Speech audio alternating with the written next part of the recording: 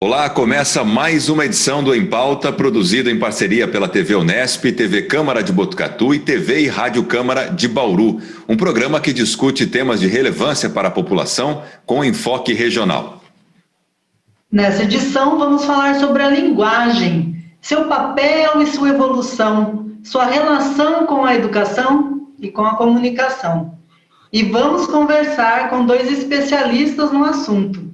Estamos recebendo os professores Ataliba de Castilho, docente emérito de língua portuguesa da USP e professor titular da Unicamp e da Unesp, e também a professora Maria Helena de Moura Neves, docente emérita de linguística da Unesp, campus de Araraquara, e professora na Universidade Presbiteriana Mackenzie. Olá, professores, muito obrigada pela participação conosco em mais este Em Pauta. O prazer é todo nosso. Bom dia, muito prazer. Muita honra. Muito obrigado, então, por ter aceitado o convite da gente, professores. Vamos começar com o professor Ataliba, para a gente entender, né, o que é a linguagem, suas funções e também a sua relação com a comunicação, professor. Tenta explicar para a gente de uma maneira bem sintética aí. Pois não. Habitualmente nós definimos a linguagem como um meio de comunicação, comunicação oral. Entretanto, a linguagem é muito mais do que isso. Como já dizia o professor Carlos Franck, aqui da Unicamp, a linguagem é para o pensamento, é para a criação do pensamento, para a criação dos sonhos, dos devaneios, não é só para a comunicação. Nós conversamos conosco mesmos, muitas vezes, para acertar alguma coisa, combinar resolver algum assunto, e nós não estamos conversando com uma outra pessoa, não está havendo comunicação. O que está havendo é o uso desse instrumento maravilhoso para você ordenar o seu pensamento e tomar as suas ações. Um antigo professor aqui da Unicamp, o professor Marcelo Dascal, infelizmente falecido, o Marcelo dizia o seguinte, que há um setor da língua que ainda não está explorado, que é a questão do uso da linguagem no sonho. No sonho, você constitui uma outra pessoa, você conversa com ela, e o que é mais esquisito, aquela pessoa pode informar você de coisas que você não sabia. Mas como que é? Então, ele dizia assim, mas como? O sonho é meu, como é que eu não estou sabendo dessas coisas? Mas, de fato, uma pessoa que você constitui no sonho, conta coisas que você supostamente não sabia. Esse é também um uso da linguagem. Então, a comunicação é, vamos dizer assim, a função mais evidente da linguagem.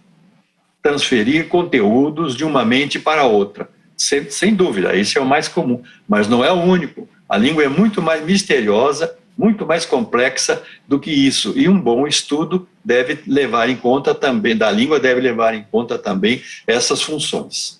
Professora Maria Helena, diante disso que o professor Ataliba falou, e também pensando na evolução da linguagem, desde os desenhos rupestres, por exemplo, até hoje, que tem a internetês, memes, emojis e outras formas de se comunicar, é possível e é correto afirmar que a linguagem ela vive em constante evolução? E por que isso acontece? Até onde isso vai? É absolutamente assumido que as línguas mudam e a linguagem muda, atendendo sempre às necessidades disso que disse, digamos, a gente fala da comunicação, só que a comunicação é muito mais do que você achar que é de veículos de comunicação apenas, não é? Significa, a gente tem de pensar em comunicação como aquele link que há entre a mente de um e a mente de outro, não é? Na hora da emissão, da interpretação, da expressão e da recepção daquela expressão. Ora, as línguas variam no espaço, variam no momento em que a gente está usando e variam no tempo. Então, existe também um processo histórico que as línguas variando, elas vão variando diferentemente no tempo, porque elas vão estar inseridas num determinado status quo da própria comunicação, não é? De como as sociedades se comunicam, de como as sociedades, que recursos elas têm. Então, principalmente, a gente pode pegar dois fatores, que seriam, enquanto a gente se comunica, são duas coisas que são a informatividade e a economia. Constantemente tem uma tensão na comunicação e na produção linguística. Nós temos de ser informativos, não é informativo só de passar informação, não. É de conectar mentes mesmo, não é? Ligando com o que o professor Taliba disse. Temos de ser informativos, mas temos de ser econômicos, porque tudo na sociedade tem seu tempo, tem sua duração. Por exemplo, aqui nós temos uma duração prevista. Nós temos de nos procurar ser o maximamente informativo dentro daquela economia que a gente tem de gerenciar também. Então, gerenciamos as duas coisas, então fica instalada uma espécie de uma competição na nossa própria mente. Quando você abre a boca, você sabe que você tem de ser informativo a tal ponto e em certos gêneros, então vai depender muito do gênero. Em certos gêneros, você sabe que você tem de carregar no peso da informação ou tem de carregar no peso da economia, e esse balanço o falante vai fazendo, e com isso o falante vai constantemente fazendo escolha de formas. Não é uma escolha assim premeditada, a pessoa pensa, eu vou escolher, não, automaticamente ela puxa lá o cordãozinho do seu estoque, do que ela tem na mente, para saber em cada ponto o que é que ela vai colocar para ser informativamente adequada e economicamente adequada para que aquilo saia produzido. Ora, diante das necessidades de cada momento, então essas escolhas de uso vão, com o tempo, configurando novas formas. Por exemplo, quanta construção, não é só palavra nova, não, quanta construção nova surgiu por causa da pandemia. Então, por exemplo, começou com o novo normal. Quer dizer, nunca ninguém pensou em falar em novo normal. Normal era uma coisa que você não datava. E eu, na verdade, agora estou criando outro. Eu acho que nós não chegamos ao novo normal. Nós chegamos ao novo anormal. Quer dizer, um pouco mais longe do que aquilo, e a língua vai por aí. E essas forças que nos fazem variar estão fora da estrutura da língua. E elas vão impactar a estrutura da língua, e a estrutura da língua, com o tempo, certas formas vingam, outras não vingam, e não são só formas, são formas e construções. Então, se a língua não mudar, só não mudam as línguas chamadas mortas. Então, cria-se em cada momento aquilo que a gente vai dizer primeiro, vai também ao que o professor Taliba disse. Existe um empacotamento cognitivo das noções, que a gente vai cambiando, mudando dentro da sociedade. A sociedade muda e nós dentro dela. Um empacotamento mental. E esse empacotamento mental vai refletir no empacotamento linguístico, que é a hora em que você produz os enunciados. O importante não é a mudança, o importante é a variação. A mudança é fato histórico. O fato com o qual nós convivemos é a variação. E nós temos de respeitar a variação em língua. Perfeito, professora. Nada como ouvir alguém que puxa a cordinha ali do estoque de informações e traz tanta informação para a gente aqui. Muito obrigado. Eu vou pedir licença aos professores agora um minutinho. Como a gente falou aqui no começo do programa, esse programa é produzido em parceria com a TV Unesp, TV Câmara de Botucatu e TV e Rádio Câmara de Bauru. Nós vamos trazer aqui uma colega nossa que representa a TV Unesp, que é a Leire Bevilacqua. Ela separou e preparou uma pergunta para vocês também. Vamos assistir. Olá para os meus colegas da TV Câmara de Bauru e de Botucatu. É um prazer estar com vocês em mais essa edição do Em Pauta. Cumprimento também o professor Taliba e a professora Maria Helena por essa oportunidade de debater um tema tão importante. A minha primeira pergunta é para a professora Maria Helena. Eu gostaria, professora, que a senhora trouxesse alguns exemplos de diferenças entre a linguagem oral e escrita e como elas são impactadas pela evolução tecnológica e também como esse impacto pode interferir na norma culta. Na verdade, se a gente falar das diferenças entre língua falada e língua escrita no geral, automaticamente nós vamos estar já projetando o que vai significar haver diferentes meios de comunicação que exigem diferentes meios de expressão. Porque a questão é essa, as mudanças são isso. Para você estar num outro meio agora, que é esse novo, etc., você tem de mudar a sua expressão. Então, a primeira coisa, falando na diferença entre falada e escrita, a primeira coisa que a gente tem de ver é que elas são diferentes já desde a aquisição. Língua falada você adquire, língua escrita você aprende. Parece pouco, mas não é. Porque se você aprende é uma transferência. O modo de produção é diferente. Você produz, a linguagem é sempre linear. É em linha a linguagem, é uma coisa atrás da outra. Então, no som também, um atrás do outro. Na escrita, um atrás do outro. Isso não significa que elas sejam do mesmo tipo. Elas são absolutamente diferentes. Porque um é na linha do tempo, o outro é na linha do espaço.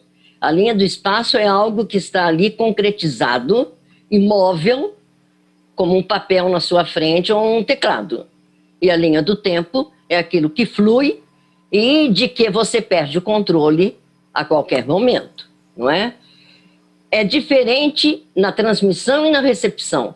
Quem recebe, recebe de uma maneira absolutamente diferente. Recebe, digamos, até por um código escrito, enquanto a linguagem oral não tem código nenhum, não é? Não se pode nem falar em código. Mas não se pode dizer que exista uma gramática unicamente para a língua falada e unicamente para a língua escrita. O sistema da língua é o mesmo. Não podemos perder de vista que existe um funcionamento da língua, existe um sistema de cada língua. O sistema do alemão, o sistema do grego, o sistema do português. Então, o sistema é o mesmo. A partir daí, é o aproveitamento do sistema que muda para atender às condições de produção, de recepção, de necessidades, etc., não é? Então, nunca se pode dizer, olha, eu posso falar, eu vi ele? A pessoa diz, na língua oral você pode falar, mas na escrita não. Não é isso. Não é isso, porque esse pode seria quase como uma concessão, certo? Precisa ver, até é verdade, que eu, quando escrevo, eu não vou dizer, eu vi ele, por exemplo, pega ele. E se vier aqui alguém com uma menininha que está caindo, querendo cair, eu falo, olha, pega ela. Tudo bem. Isso está adequado à língua falada, mas não porque na língua falada eu posso errar e na língua escrita eu não posso errar. É que na língua falada, tal seria se eu dissesse pegue a. A noção de erro é uma noção social. Erro. Não é bom, não é valorizado dizer eu vi ele, mas não que no meu sistema da língua portuguesa não possa existir eu vi ele. O sistema da língua portuguesa só não me deixa dizer livro o, em vez de dizer o livro, porque o sistema da língua portuguesa exige que se ponha um artigo antes do substantivo. Então, essa questão de norma, claro que é diferente na escrita e na oral, porque na escrita espera-se socialmente que exista uma adequação. Só que a adequação é adequação aos gêneros. Então, os gêneros orais são uns, os gêneros escritos são outros. A língua oral a gente faz em participação, na mesma hora. A língua escrita a gente faz em solidão. A língua oral se faz no tempo real, enquanto a língua escrita, você tem uma possibilidade de um processamento global. Está aquilo prontinho para um dia ser lido por alguém, ou daqui a meia hora, isso não importa. Na língua oral eu tenho mais ênfase, eu me preocupo mais com o conteúdo do que eu digo, naturalmente pela situação. Enquanto na língua escrita eu tenho uma preocupação maior com o modo de expressão daquele conteúdo. Porque não estou, no momento da permeação de conteúdo, nós não estamos com possibilidade de um interromper o outro. Então, aquilo que a gente chama de ameaça de silêncio, que existe na língua escrita, não é? E outra coisa, a língua escrita, ela é mais acabada. A pessoa deixou a língua acabada, porque tem a questão do modo de produção, não é? Que a língua escrita é editada. Até um bilhete que você deixa, de repente você pega a borracha, apaga um pouquinho e muda mesmo a língua bem informal, que seria um bilhete. Então, vai longe. A língua oral é rápida, a língua oral é fragmentada, a língua escrita é vagarosa, ela é editada. A língua oral, esse aqui é o principal. Ela tem envolvimento das duas pessoas, tem interação. Então, a língua falada é menos confiável, a não ser que você esteja num lugar que você vai preso se mentir, não é? Enquanto a língua escrita é aparentemente mais confiável. A língua oral, quanto ao modo de fazer, ela é cheia de patinações, de escorregadas, de repetições, de hesitações. Então, muda tudo. Vou até parar aí, porque eu estou gastando muito tempo, mas haveria mais, pelo menos 10 minutos. E os gêneros? Os gêneros escritos tudo depende do gênero. Então, o gênero conversação é da língua oral. Então, ele tem um modo de expressão e de expectativa de compreensão particular. A partir daí, o que vai acontecer, que foi o resto da pergunta que vocês me fizeram, as mudanças digitais, etc., vocês podem ver, encontrou-se uma maneira. Então começa um tipo que é retweet, ele já vem com a indicação de que extensão deve ter. Quer dizer, os gêneros, alguns desses gêneros digitais, cada um é um gênero, cada um tem a sua complexidade, a sua e há os recursos para você adaptar a sua língua. E a língua está pronta para isso. Está pronta para isso. Não ameaça a língua, não acontece nada. Certo? Ela continua sendo o máximo. A pessoa tende a ser e quer ser o maximamente compreendida, e ela vai adaptar aos suportes. Professora, a senhora trouxe muito dos papéis da linguagem, da língua, na verdade, também caracterizou um pouco a linguagem, porque quando a gente pensa na linguagem falada, na linguagem oral, tem também as expressões corporais e todo um contexto de outras informações que são carregadas na nossa própria fala, né, para que o outro, no conteúdo que a gente está tentando transmitir para o outro. Eu queria saber do professor Ataliba, nesse contexto de interação, agora falando sobretudo do papel da linguagem como instrumento de estabelecer conexão entre pessoas, por que em alguns momentos, professor, há tanta resistência das pessoas envolvidas nessa conversação em relação às modernidades, vamos assim dizer, né? As palavras que são adaptadas, as gírias que os mais jovens muitas vezes utilizam. Existe um conflito geracional em que medida a comunicação, a linguagem, ela pode facilitar ou dificultar a comunicação verbal, oral? Como disse a professora Maria Helena, uma língua natural é sujeita a muitas variações, dependendo do seu uso, do tipo de uso que nós queremos fazer da língua. Então, ela é sujeita a essas variedades. Como é uma porção de, vamos dizer assim, necessidades de expressão, conforme essas necessidades mudam, ou conforme eu não esteja muito bem adequado àquela necessidade, aí ocorre isso que você falou, de haver uma dificultação à comunicação. Suponha que eu esteja falando, como velho que eu sou, para uma criança muito nova e fique usando a minha linguagem. Isso vai dificultar um pouco, dada a diferença de fala das gerações. Como se sabe, um velho fala como se falava 40 anos antes, enquanto que a criança é que está falando a língua do seu tempo, de sorte que isso pode dificultar. Outra coisa que pode dificultar, mas eu acho que a que mais dificulta mesmo, é quando você não ordenou bem o seu pensamento previamente e começa a falar ao mesmo tempo que cria esse pensamento. Se não houver uma certa preparação, você pode tornar as coisas obscuras.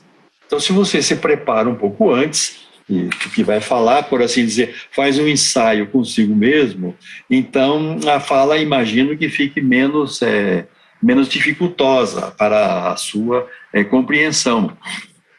E, então, quando eu falo com pessoas de diferentes idades, quando eu falo com pessoas de diferentes níveis culturais, quando eu falo com pessoas especialistas numa coisa em que eu não sou especialista, em todas as situações pode haver alguma dificuldade na compreensão. E, em suma, todas elas resultam de uma análise deficiente da situação de fala. Quando eu vou falar, a minha mente, a minha cognição, automaticamente avaliou todas aquelas condições numa rapidez impressionante. A nossa mente está falando com ela mesma ainda nesse momento.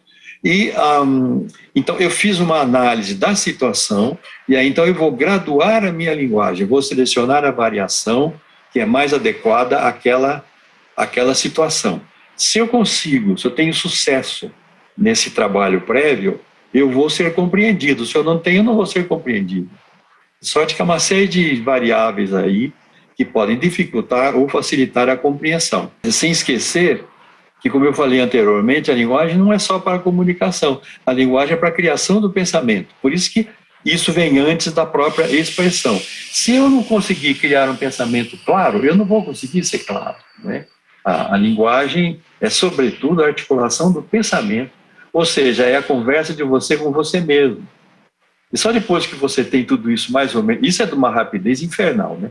Mas quando você tem todas essas coisas ordenadas, aí é que você começa a articular esses pensamentos, transformar o pensamento nesse milagre, que é transformar uma coisa inteiramente imaterial numa coisa material, como é a voz humana, que pode ser gravada, pode ser analisada, ou como a escrita, que igualmente pode ser analisada,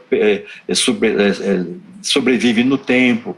Então, essas coisas todas acontecem na utilização da linguagem. Estou falando, estou escrevendo, e a compreensão ou incompreensão dessa linguagem depende muito também, decorre muito também do canal que eu usei. Como disse a professora Maria Helena, se eu escrevo alguma coisa e não estou contente, eu vou lá, apago e reescrevo. Mas quando eu falo, não tem como você apagar. Existem naturalmente os mecanismos de correção da oralidade. Você fala, bom, pensando melhor, eu acho que eu vou colocar isso em outros termos. Então você diz, eu não fui muito claro, como eu fiz agora há pouco. Eu pretendo reelaborar o que eu fiz. Então esse é um tipo de correção em que a própria língua está sendo usada para correção no caso da oralidade. Tá certo, professor, muito obrigado. A palavra é como a flecha atirada, né? Depois que ela vai, ela não volta mais, quando for dita. Não volta mais. Agora a gente faz um rápido intervalo, é bem rapidinho mesmo, não sai daí, porque no próximo bloco a gente vai falar sobre os memes e o uso dessa linguagem até na educação. Até já.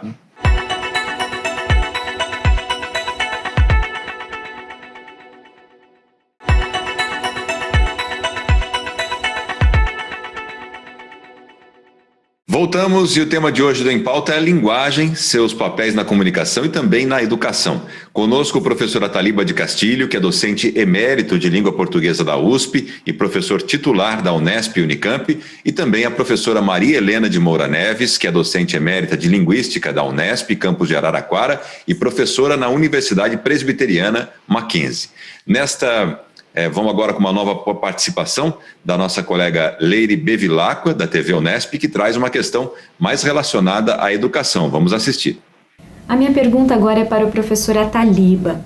Muitos pais de adolescentes afirmam que os filhos não leem e, quando escrevem, usam expressões de redes sociais. A preocupação desses pais é de que os filhos sejam cobrados pela norma culta da língua em situações como redações de vestibulares e também no mercado de trabalho. Eu gostaria de saber do senhor se essa é uma preocupação válida e como pais e professores precisam lidar com ela. Muito bem, muito obrigado pela pergunta. Primeira coisa a lembrar é o seguinte: se as crianças precisam ler, elas só vão ler mesmo se os pais também leem. Se há costume de leitura em casa, porque a primeira educação, o primeiro ensino vem da casa. E se os pais não têm o hábito de ler, eles não podem cobrar dos filhos isso, porque a escola sozinha não vai dar conta. A criança fica muito mais tempo em casa, ainda mais agora em tempos de peste, né? Fica muito mais tempo em casa do que na escola. De modo que a primeira coisa que eu diria para os pais que se preocupam com os filhos e a sua leitura é se eles também estão lendo. Se eles estão lendo, se eles discutem o que eles estão lendo com os filhos e aquilo que os filhos estão lendo. A primeira escola da língua é em casa. A escola formal, o ensino formal, é uma complementação do que ocorre em casa. De sorte que o pai nunca perde a responsabilidade pelo ensino. Os pais nunca perdem a responsabilidade pelo ensino dos seus filhos e não podem transferir tudo isso para a escola, onde eles ficam, aqui no Brasil, eles ficam em pouco tempo, não é? Agora, qual é a utilidade, é outra parte da pergunta, em estudar essas coisas da língua, vamos dizer assim, da língua formalmente considerada? Morfologia, sintaxe e fonologia. É preciso considerar que a gramática, onde essas formas de conhecimento linguístico estão codificadas, a gramática não está aí para resolver esses problemas, ela está aí para ajudar a raciocinar, ajudar a encaminhar o pensamento epilinguístico, como nós dizemos, o pensamento que as pessoas têm sobre a sua própria língua, e todo mundo tem esse conhecimento. Isso aparece na fala, quando a pessoa diz assim: bom, eu vou dizer isso de um modo melhor, então, e volta atrás e repete o que disse. Isso mostra um conhecimento que elas têm e que tecnicamente é chamado de conhecimento epilinguístico. Eu acho que essa questão do ensino formal da gramática funcionaria melhor se, em lugar de o professor ir para a sala de aula, levar o seu ponto, vamos dizer assim, pronto, né, na ponta da língua, e chega lá, ele recita aquele ponto e depois ele dá os exercícios. Isso funcionaria muito melhor se, em lugar de já dar a resposta sobre fatos de língua, fatos morfológicos, sintáticos, ele conduzisse os seus alunos a obter as respostas. Ou seja, eu vou dar uma aula de sintaxe, sei lá, sobre, por exemplo, concordância verbal. Eu levo alguns textos, apresento esses textos aos alunos e chamo a atenção deles para o fato que estou, naquele momento, querendo focalizar. No meu exemplo, a concordância. E mostro para eles onde está o verbo, se esse verbo concorda morfologicamente com algum outro termo da sentença, que termo é esse, e se há concordância nominal entre, por exemplo, o adjetivo e o substantivo, chamo a atenção para este fato e vou levando os alunos a raciocinarem sobre estes fenômenos e a desenvolverem ou a identificarem as regras de concordância de que a nossa língua dispõe. Então, eu peço que os alunos descubram as coisas primeiro por eles mesmos. Por quê? Porque eles falam a língua. O que eles não têm é a habilidade de refletir sobre a língua numa forma como os gramáticos fazem. Então, não levem a aula. Eu fiz muito isso, errei e me arrependo. Quando eu era professor jovem, eu achava o seguinte: um bom professor é aquele que estuda o ponto, vai lá, fala tudo para os alunos e aí dá um exercício. Não é assim. Porque ensinar a língua materna não é como ensinar, por exemplo, biologia. Quando eu ensino biologia, por exemplo, se eu estou ensinando funcionamento das árvores, dos vegetais, se eu estou fazendo isso, eu estou tratando de um objeto que é externo a mim, porque a árvore está lá, no mato. Eu vou lá, corto essa árvore, repico, estudo qual é a sua morfologia, qual é o seu funcionamento, que doenças uma planta pode sofrer. Eu estou lidando com um objeto empírico, externo a mim. Mas a língua, no caso da língua, a coisa é totalmente diferente. Porque esse objeto está dentro da nossa mente. Os alunos, quando vão para a sala de aula, eles já falam português. Então, a língua já está na sua mente. Eu vou ter que usar uma outra estratégia para que o aluno perceba aquilo que ele já sabe intuitivamente. Para isso, então, o lance todo não é já ir contando como as coisas são, e sim descobrir com os alunos como a língua funciona. Isso muda tudo no ensino da língua.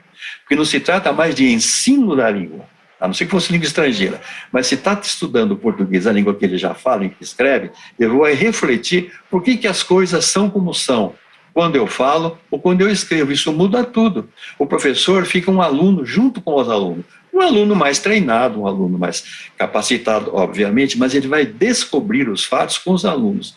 Quando o fato, de qualquer que ele seja, no domínio da fonologia, da morfologia, da sintaxe, quando o fato é apreendido assim pelos alunos, o que ocorreu ali foi uma revelação de um conhecimento que ele já tinha, mas que não estava explicitado. Por que eu digo que ele já tinha esse conhecimento? Porque ele usa as palavras. Se ele tem um certo nível cultural, ele faz a concordância. Se não tem, ele não faz a concordância, não é? Mas ele já está usando a língua, está sabendo se expressar. Então, tudo que eu tenho que fazer é ajudá-lo a pôr para fora esse conhecimento que ele adquiriu quando aprendeu a falar na família, a chamada língua vernacular, a língua da família, ou quando na escola ele aprendeu a língua do Estado, que é a língua escrita. Em todos esses momentos, ele refletiu, raciocinou consigo mesmo para poder entender aquelas coisas e ser um usuário dessas modalidades. O que a escola deveria fazer era refazer essa caminhada que cada falante já teve quando aprendeu a falar ou quando aprendeu a escrever. Não se deve levar a coisa pronta, a matéria pronta. Não, isso vem depois, esse é um ponto de saída, não é um ponto de entrada. De sorte que tenho conversado muito com o meu amigo Milton Nascimento, de Minas Gerais, e ele insiste muito nesse ponto. Uma aula de português não é uma aula para transmissão de um conhecimento que o professor tem. Não, é uma aula para a descoberta de um conhecimento que o aluno também tem, mas sobre a qual ele não refletiu ainda e vai refletir agora com a ajuda do professor.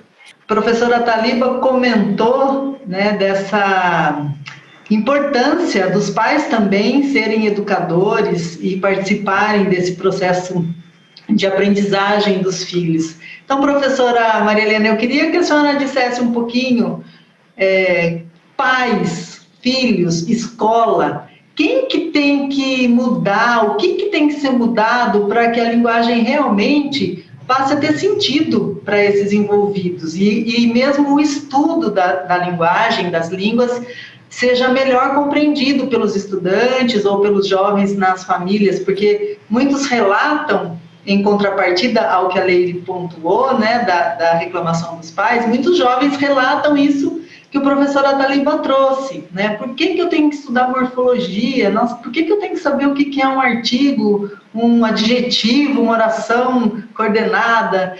Então... Sendo que ele já sabe, né? Sendo que ele já sabe. Ele não tem a terminologia. Só saber carimbar. Só tem carimbar, só falta carimbar. Tem de saber Quando carimbar. ele fala, ele usa os artigos, né? É isso mesmo. Bom, eu vou pegar um ponto que é, assim, digamos, uma preocupação minha constante. Eu acho que o nó de tudo que está dando errado, que a gente vê, eu falo especialmente do tratamento da gramática na escola, é que não se está dando oportunidade aos professores que estão na ativa, que são os responsáveis, os professores de primeiro e segundo grau, eles não estão tendo nenhum acompanhamento, nenhuma chance de atualização, de atualização mesmo, digamos, de entrar na questão. Eles têm à disposição dele os livros didáticos, que eles usam como o roteiro de aula, porque é o tempo que eles têm de abrir o livro e seguir aquilo. E eu acho que um dos grandes problemas que nós temos aqui são os livros didáticos, que, digamos, há livros muito bons na parte de textos que oferecem, Eu estou me referindo à parte da gramática. Então, interessantíssimos textos de leitura, alguns até eu examino muito livros didáticos, né? Mas, no momento em que entra aquilo, que até existem livros didáticos que consumam a seguinte aberração. Eles põem assim, o texto, interpretação, questões de interpretação, aí põe assim, o mundo da gramática, como se o mundo da gramática fosse um mundo separado do mundo da linguagem. Exatamente, a gramática é exatamente o cálculo de produção de sentido da gramática, da linguagem.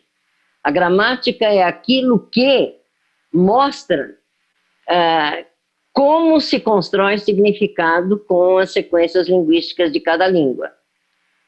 E, a partir daí, então, o que vem é aquela coisa absolutamente postiça de começar, arranca uma frase daquela belíssima crônica que estava lá, arranca a frase do texto e 5 ou 6 páginas depois de ter sido apresentado aquele texto, vem assim, grife o sujeito.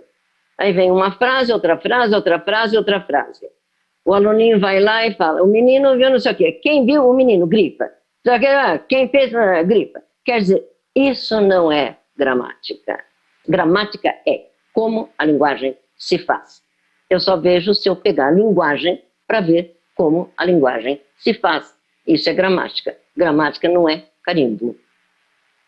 Mesmo porque o carimbo não faz sentido. A pessoa, não, quando ela carimbou lá como sujeito grifou, o pensamento dela não fez nada. Ela só aplicou uma coisa. Quem fez fulano? Quem fez fulano? Quem fez fulano, grifei. Gramática é a vida da língua. Perfeito, professor. Agora a gente vai, ainda nesse tema, mas mudando um pouquinho a nossa visão aqui, apimentar um pouquinho mais esse debate, né, para a gente caminhar para o finalmente aqui, mas é falar dos memes, né? A gramática, ela vem se movimentando, ela é viva, como vocês explicaram para a gente aqui, a linguagem é viva, né? Porém, a imaginação da juventude é mais viva ainda e traz agora os memes, uma novidade que tem que se adequar também à linguagem. Então a gente vai ouvir o Douglas Calisto, que vai partilhar um pouquinho com a gente a experiência dele com memes e a educação. Vamos assistir. Olá, eu sou Douglas Calisto, sou jornalista, mestre e doutorando em Ciências da Comunicação pela ECA USP. Eu tinha 12 anos de idade, eu fiz parte de um programa aqui na cidade de São Paulo, onde eu moro, um programa chamado Educom.rádio. Era um programa oferecido pela USP e pela Prefeitura de São Paulo para jovens estudantes, para que eles pudessem experimentar o rádio dentro da escola, né, as tecnologias dentro da educação.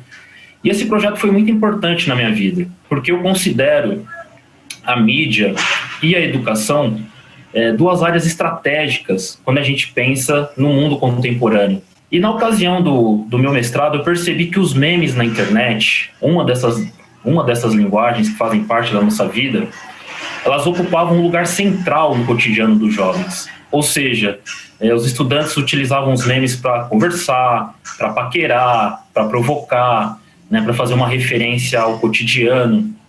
E foi então que eu resolvi fazer uma pesquisa sobre como os memes influenciam o comportamento, influenciam as sociabilidades dos estudantes. E eu costumo dizer que o meme, ele atende uma necessidade comunicativa do mundo contemporâneo. Essa é uma definição importante do meu trabalho. O meme não é obra do acaso. O meme, ele existe não é porque ele é simplesmente engraçado, divertido e as pessoas gostam. Não. O meme atende uma forma de ser e estar no mundo, né, no século XXI. E o meme é construído em forma de micronarrativa. Ou seja, a narrativa, né, digamos assim, na linguística, né, com aprofundamento, a gente pode entender como algo que tem início, meio e fim. A micronarrativa do meme sintetiza isso ao máximo, porque precisa ser autoexplicativo, efêmero, curto, veloz. Pensando na escola, pensando na educação, eu não acho que isso é motivo para celebração. Ou seja, os memes vieram para ficar, isso é maravilhoso, a gente tem que usar na sala de aula, ponto e acabou. Não, não é assim.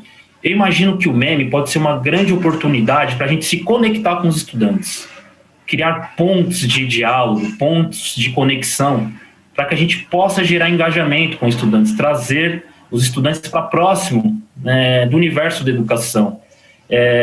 Isso não significa que a gente não precisa ter um olhar crítico para o meme, no sentido de que, bom, essas mensagens efêmeras, curtas, elas não resolvem os problemas do mundo, né?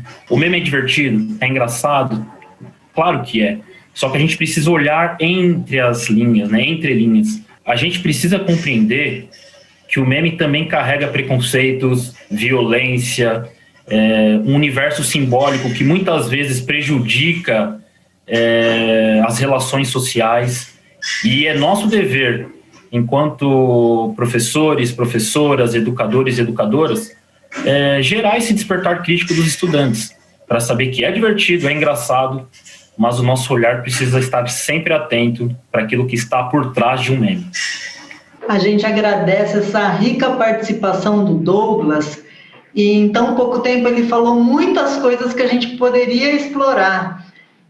Gostaria de pedir para os professores, então, fazer um breve comentário sobre o que ele falou. De maneira geral, ele apresentou o meme como uma oportunidade de aproximação do estudante com a escola, e também como uma linguagem, como uma forma de linguagem. Mas a gente pode transferir isso para outras formas de linguagem e também para outras relações, por exemplo, pais e filhos, nós pais, os pais, como também educadores. Então, eu gostaria de pedir para que os dois professores, agora nessa última consideração, façam em paralelo uma avaliação disso que o Douglas trouxe, tendo em vista a última frase que ele falou, né, da importância de que a gente desperte no outro esse cuidado para um olhar crítico, um olhar curioso, que aprenda a ler nas entrelinhas. Esse seria um bom caminho para a gente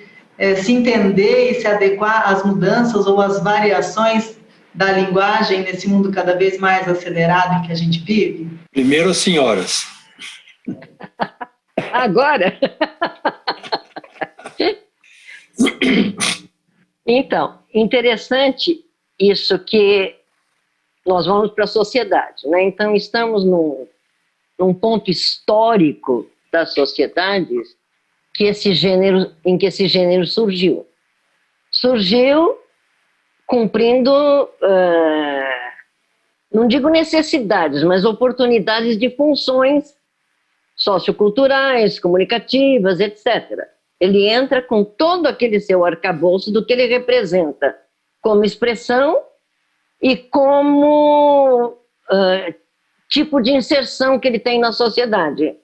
Quais são, em geral, os participantes, em que nicho ele está, como é que ele corre. Então, o funcionamento dele na sociedade, o impacto que ele causa, o que começa, tudo que for agora, como ele diz, precisa ver por trás.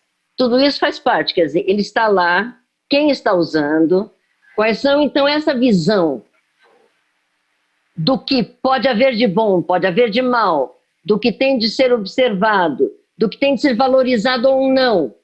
É complexa e isso vai haver em qualquer produto de linguagem que passe a ser oportuno dentro de um determinado nicho da sociedade. Por exemplo, quem são os participantes em geral?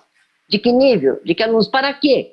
Geralmente o propósito. Tudo isso tem a ver com qualquer avaliação que se faça.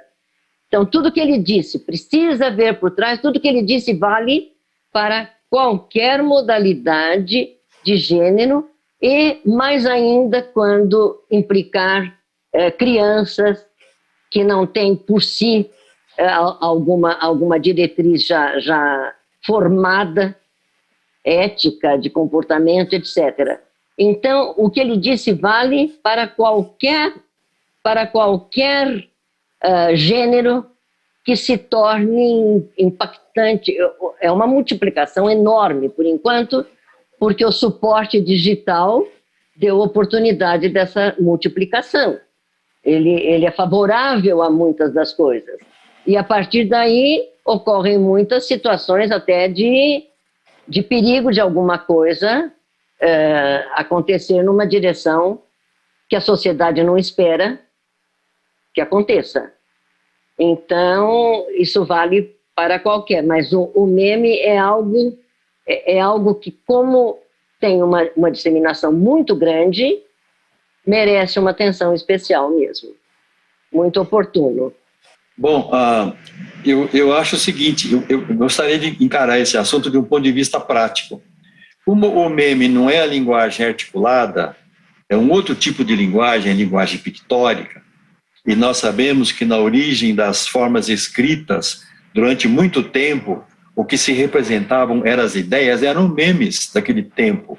Por exemplo, se você vê a fotografia de uma inscrição numa pirâmide egípcia e você vê os hieróglifos, você vê que aquilo era o que corresponde, grosseiramente falando, aos memes de agora. Então, eu gostaria de transformar isso, se fosse lecionar aproveitando este tópico, eu aproveitaria isso para mostrar as diferenças entre a língua articulada, a língua escrita, melhor dizendo, e a língua pictórica. De que modo eu posso interpretar para a linguagem comum, como é que eu posso interpretar um dado meme? Eu ponho lá o meme na lousa, né, projeto, e digo para os alunos, se você fosse falar ou escrever sobre isso, o que você faria? Então ele vai ter que interpretar o sentido daquilo e transformar numa outra linguagem. Feito isso, eu poderia aproveitar e desenvolver observações mais gerais sobre os tipos de linguagem disponíveis para o ser humano.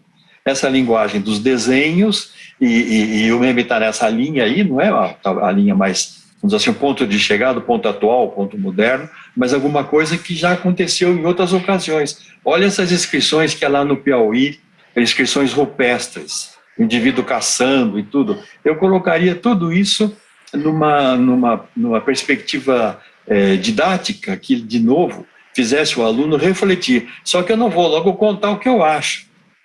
Eu vou procurar verificar o que o aluno acha e como ele pode colocar isso articuladamente falando ou escrevendo.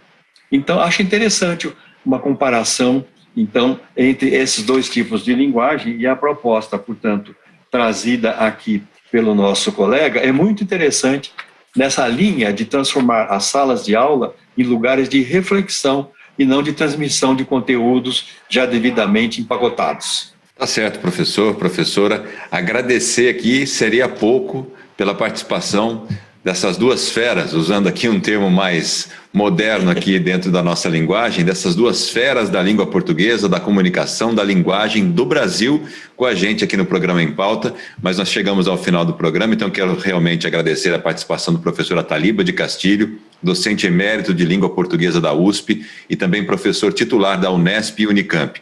E também a professora Maria Helena de Moura Neves, docente emérita de linguística da Unesp, campus de Araraquara, e professora na Universidade Presbiteriana Mackenzie. Eu é que agradeço. Agradeço muito. Foi muito agradável, muito bom. Uma ótima experiência nossa, né, Ataliba? Muito obrigada. E com essa avalanche de informações, de conhecimento e tanta troca que permitiu muitas conexões, a gente encerra mais uma edição do programa Em Pauta.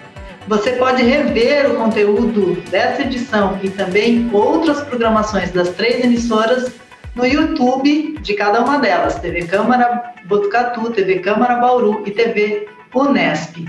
Obrigada pela sua companhia e até a próxima.